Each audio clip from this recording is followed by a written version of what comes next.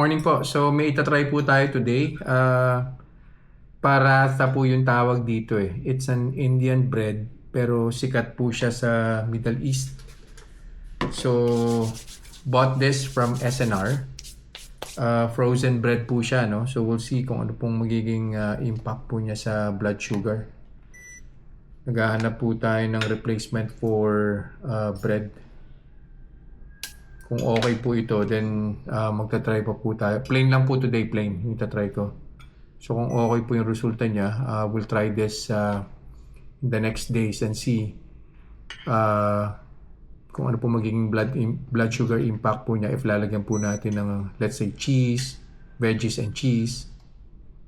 Ayan. So 95 po yung blood sugar po natin this morning. So I'd go ahead and eat it. One piece lang po. And then, balikan ko po kayo after an hour.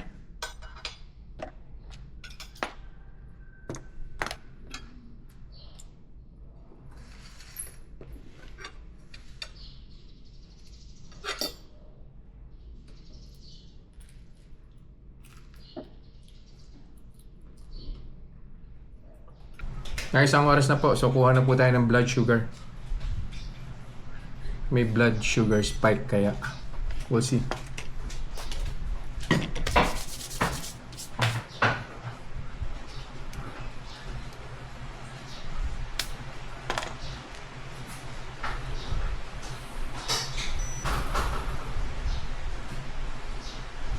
By the way, yung texture po niya para po siyang wrapper ng lumpia.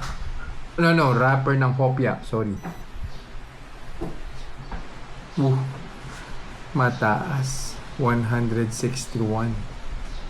Balik po ulit ako after an hour. We'll see kung ano po yung magiging final blood sugar spike. See ya.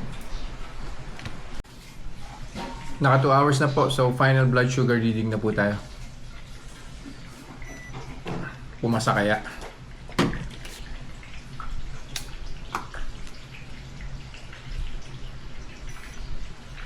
Yan.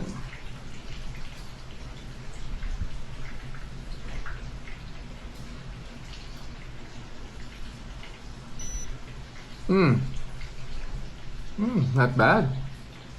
1:30, 2 hours. So, pasok po siya rin sa threshold, no? We'll see.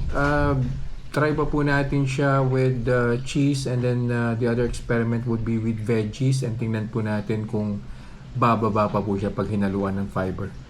So, see you guys in the next vlog. Bye-bye.